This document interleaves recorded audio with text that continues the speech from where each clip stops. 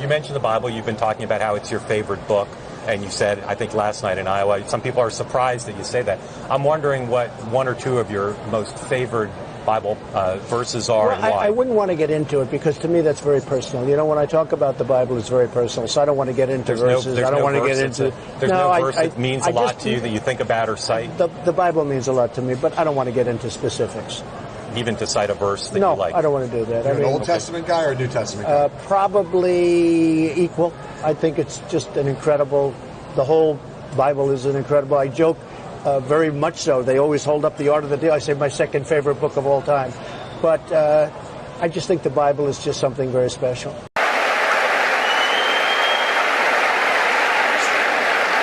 So we've got people lined up for questions. I just got one more, because you used the word Christian. Have you ever asked God for forgiveness? That's a tough question. I don't think in terms of, I'm a religious person. Shockingly, because people are so shocked when they find this out, I'm Protestant, I'm Presbyterian. And I go to church and I love God and I love my church. And Norman Vincent Peale, the great Norman Vincent Peale was my pastor. The Power of Positive Thinking. Everybody's heard of Norman. The Power of Positive Thinking. Everybody's heard of Norman Vincent Peale. He was so great. He would give a sermon you never wanted to leave. Sometimes we have sermons and every once in a while we think about leaving a little early, right? Even though we're Christian. Dr. Norman Vincent Peale, Frank, would give a sermon. I'm telling you, I still remember his sermons. It was unbelievable. And what he would do is he'd bring real life situations, modern day situations, into the sermon. And you could listen to him all day long. When you left the church, you were disappointed that it was over. He was the greatest guy. And then, you know, he passed away, but he was a great, he wrote The Power of Positive Thinking, which is a great book. But have you ever asked God for forgiveness?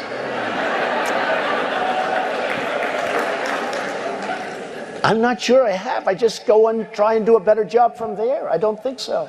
I think if I do something wrong, I think I just try and make it right. I don't bring God into that picture. I don't. Now, when I take, when we go in church and when I drink my little wine, which is about the only wine I drink, and have my little cracker, I guess that's a form of asking for forgiveness. And I do that as often as possible because I feel cleansed, okay? But, to me, that's important. I do that. But in terms of officially, I could say absolutely, and everybody, I don't think in terms of that. I think in terms of let's go on and Norman Vincent Peale, the great Norman Vincent Peale was my pastor. The Power of Positive Thinking. And Norman Vincent Peale, the great Norman Vincent Peale was my pastor. The Power of Positive Thinking.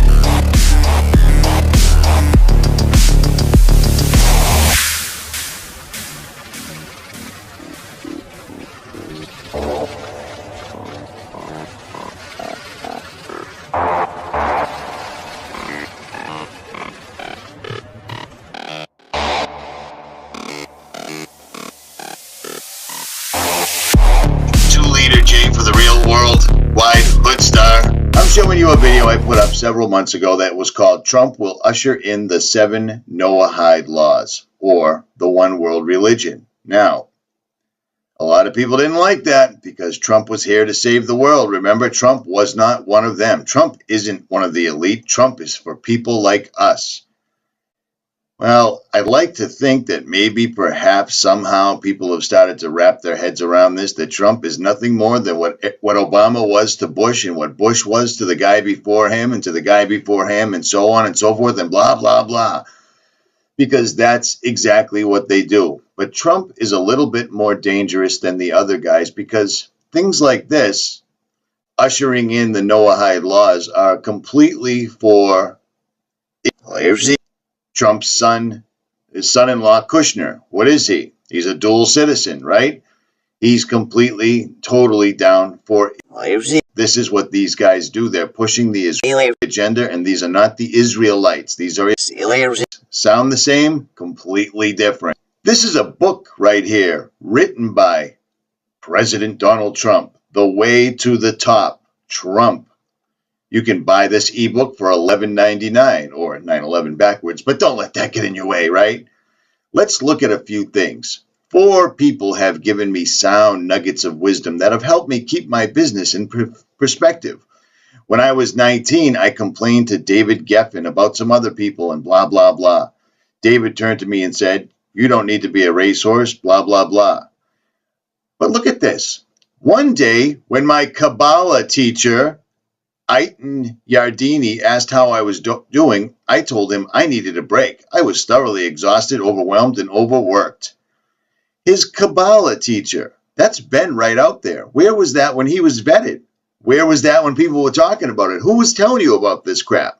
Lily. Exactly. Ivanka. Hey, Jared. Great. Good to see you. You are a vision. Thank you both for coming. Pleasure to be here. My father-in-law is not an anti-Semite. That is how Jared Kushner opened a letter to the public about his father-in-law, Donald Trump, who's received a flood of criticism for a tweet that showed Hillary Clinton in front of a pile of money and what looked like a Star of David. Kushner went into his family's background with the Holocaust to argue there's a difference between actual dangerous intolerance and what he called accusations of racism to score political points. Ultimately, Kushner's main argument was he knows Trump while the media doesn't. He was partly addressing Dana Schwartz, a journalist at the newspaper Kushner owns. In her open letter published the day before Kushner's, Schwartz noted Trump edited his tweet, replacing the star with a circle, but he also added the hashtag America First, which was the name of a movement led by white supremacist Charles Lindbergh during World War II. Trump's original tweet was actually a repost. The meme with the star was published beforehand on a neo-Nazi internet message board. Kushner argued his father-in-law has staff who tweet for him, and while they might have been careless, they don't poll test every statement Trump makes. For her part, Schwartz says she doesn't believe Trump is anti-Semitic. The problem for her is Trump didn't condemn those who are. Instead, he condemned the media. Trump said Wednesday deleting the alleged Star of David tweet was a mistake and called those who were offended by it sick. For Newsy, I'm Ryan Beek.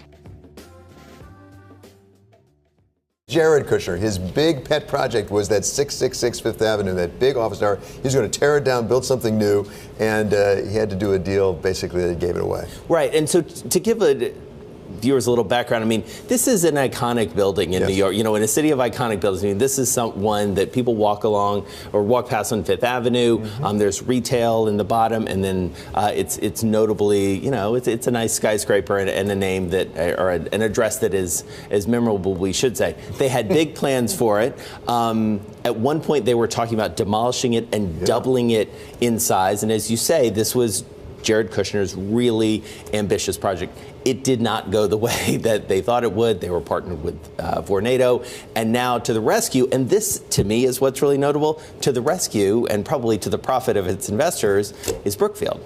Yeah, Brookfield stepped into it and basically said, we'll take it for a 99-year lease. Right. And basically, we'll take over the debt and we're not going to pay you anything. And notably, they are paying this rent. They are paying a huge portion of the rent. Right.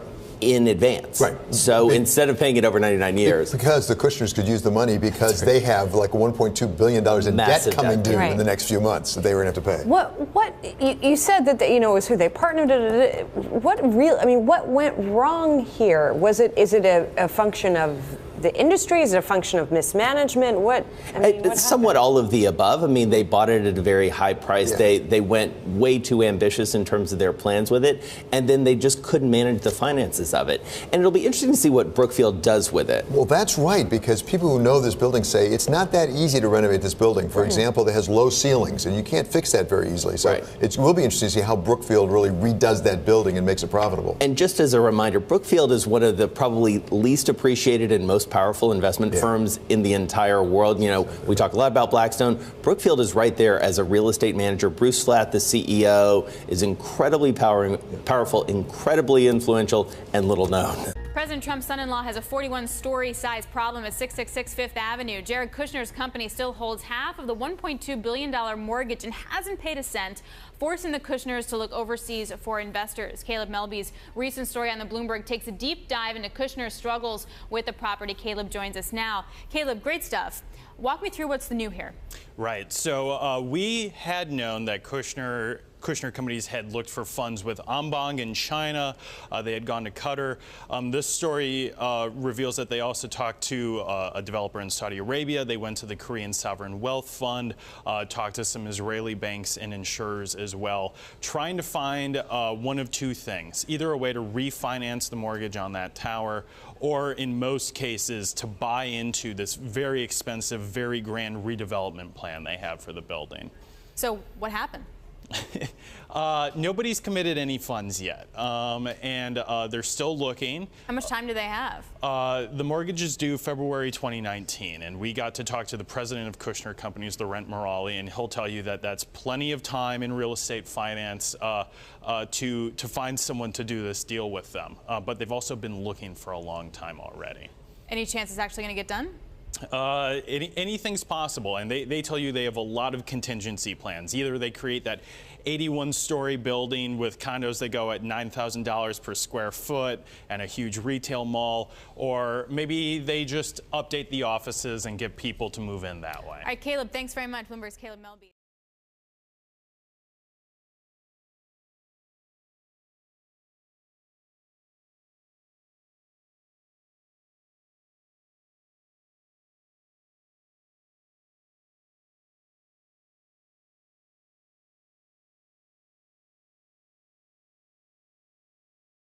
As far as settlements, I'd like to see you hold back on settlements for a little bit. We'll work something out, but I would like to see a deal be made. I think a deal will be made. I would say that his stance is more clear than his predecessor. Went in with a pretty clear stated objective of what he wanted to do. He still wants Israel to refrain from building the settlements over there, and he wants to try and form a path to peace. And I think Trump is a deal maker, and I think that right now the setting in the region is ripe for making a deal. I also feel that he doesn't need to be as transparent as maybe some people want him to be. I think that when it comes to Israel, it's certainly okay to do things and say things and work on things behind the scenes. As long as we know that he is in our corner, in Israel's corner, then I'm okay with that. So I'm looking at two-state and one-state, and I like the one that both parties like. I'm very happy with the one that both parties like. I can live with either one. The president did announce that he was willing to look in other forms for a two-state solution that wouldn't necessarily be the formula that we've been focusing on the past 10 years or so. And I do see great optimism in that because it's proven that the formula has failed. And one of those options that they have discussed a lot is a regional approach to how Israel is working with a lot of different allies, such as Jordan, Egypt, and Saudi Arabia, that we can form a regional approach with the Arab states to bring Israeli-Palestinian peace. And that could be a different option that I think the president will be able to make a deal with these other states and form peace in the end. I'm a little afraid he's going to go a little too far and be a little bit too provocative. So I appreciate that he does support Israel, but I am concerned seem to be a lot of distractions at home and across the world in terms of his decisions and how they affect people. So I'd say the jury's out.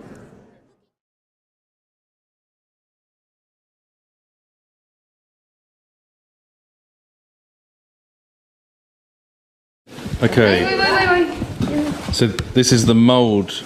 Okay, this is the original mold of the second Cyrus Trump temple coin. And as you can see over here, let's see what we have. Okay, first of all, we have over here in Hebrew, Lemalot 70 Shana, to fulfill 70 years. The original verse, to fulfill 70 years, is when the Jews went out to exile, to the Babylonian exile. They were there for 70 years.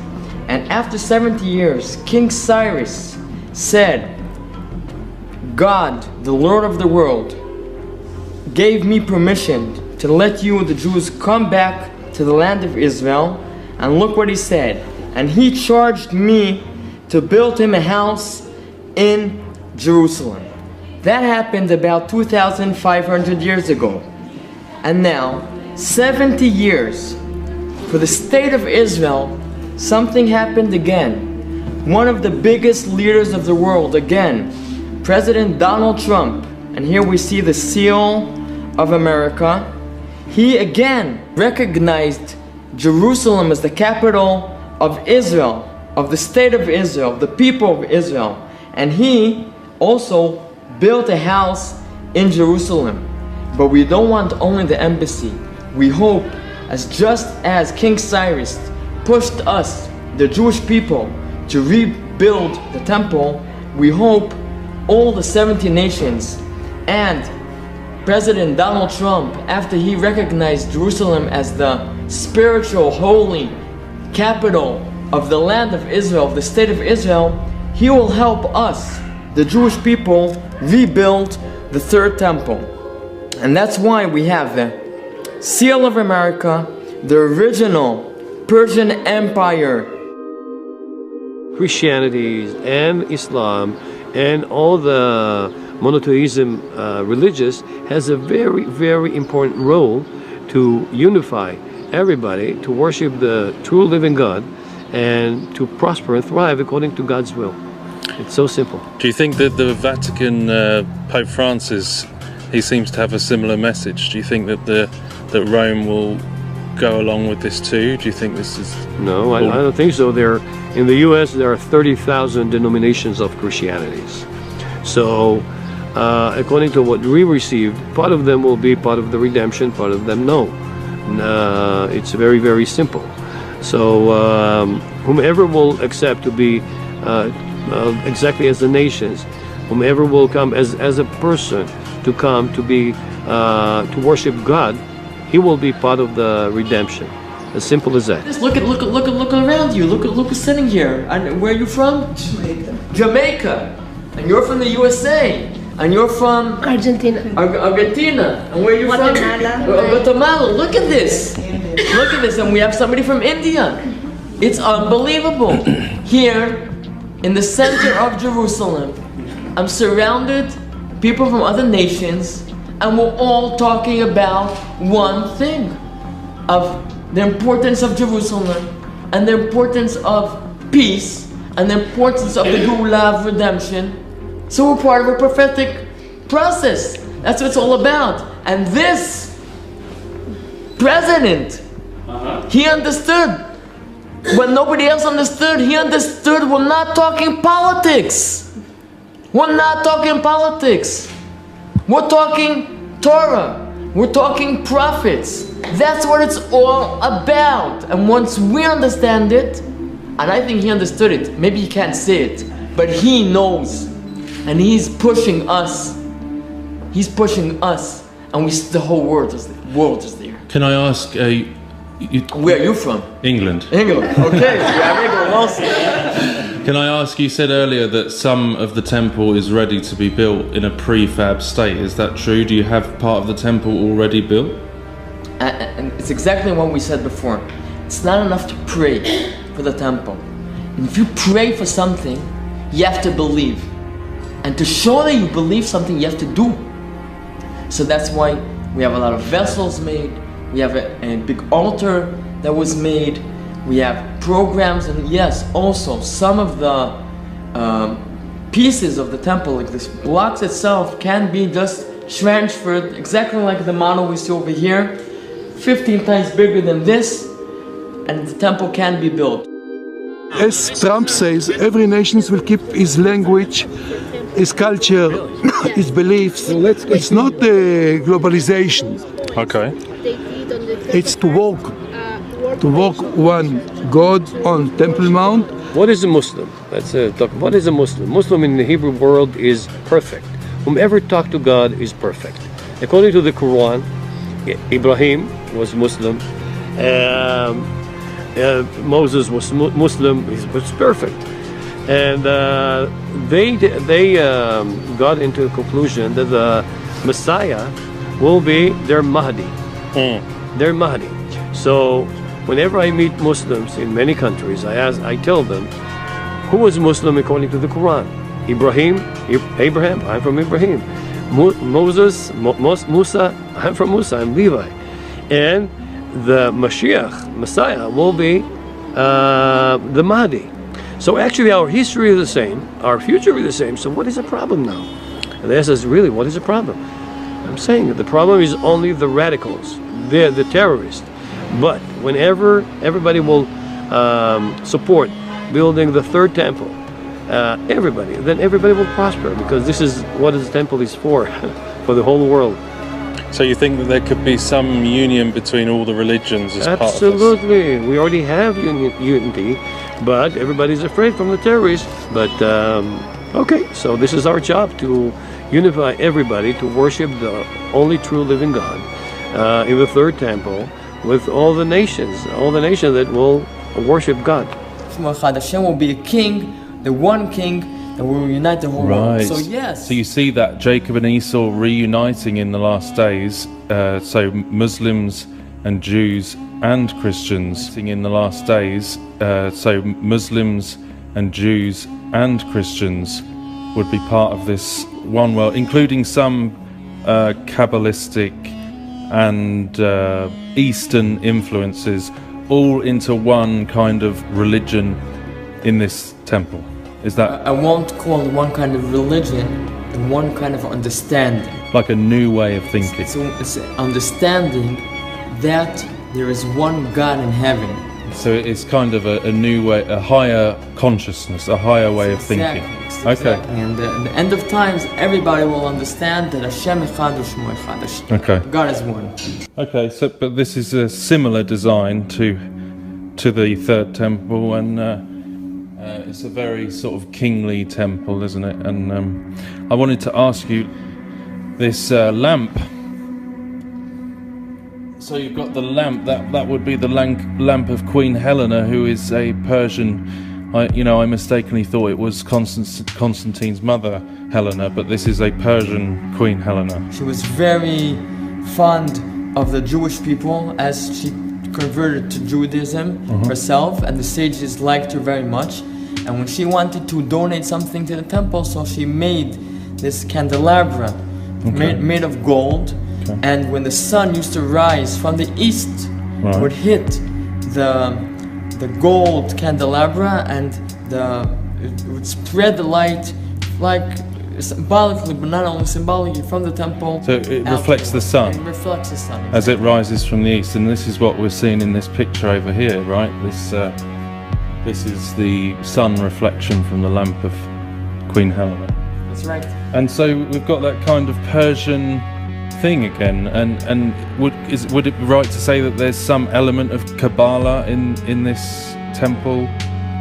Well, Kabbalah is actually the inner part of the Torah. We have what the Torah tells us, and it's written in the Torah, and the Kabbalah is actually what isn't written, but we have to want to understand maybe about Little Persia and these all ancient nations, Eastern nations. Religions. So it's maybe religions.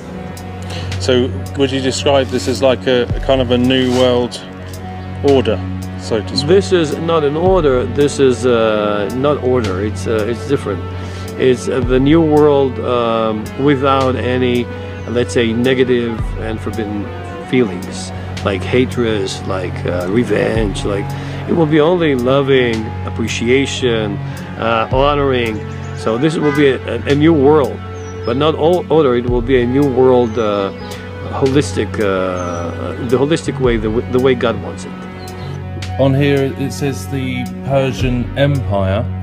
Do you think that this temple could somehow unite Islam, Muslim religion with Christianity and Judaism? Do you think that's... So if we're talking about the Persian Empire, we know now that in Iran, which is where Persia is now, there's some different empire, but we're talking about the original Persian Empire.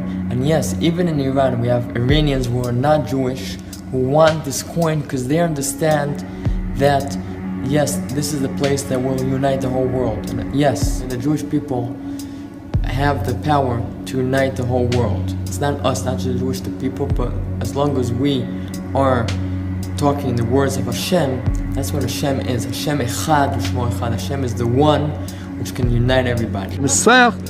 will be the judge. You believe the Mashiach Ben David is coming to Mashiach this Ben temple? David is very soon, and he is a Jew, and he is not Jesus. And if the Christians want to hold it, they can hold it.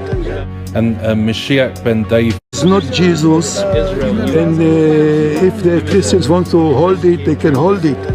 And Mashiach Ben David would potentially be the Messiah that would rule over this unity, this one world unity. The first king we had that was a real king was King David, and we know that the king that will be eventually leading the world will also be from Yehuda, like you said, Mashiach Ben David. Or eventually, the leader of the world will be a king, but not a political king, but a spiritual king that will help all of us understand together what we are supposed to be doing in this world. Yeah, I mean, Jesus is described as the Lion of the tribe of Judah and the Son of David. Do you think that maybe Jesus, Yeshua, could be the true Messiah, and we might have maybe a counterfeit that could show up? People will understand. It's like, I don't know, a small kid when you offer him chocolate, or an adult. If you offer him money, nobody's going to say no to money, which is something very not spiritual. When we have the right understanding of what's important in the world, it will be obvious to all of us that that's what we want. Everybody will be running after spirituality. So when that time comes, everybody will want it. Okay, so we believe that the Antichrist will actually be the head of this deception before the real Mashiach comes. That's where we differ on our thinking at the moment.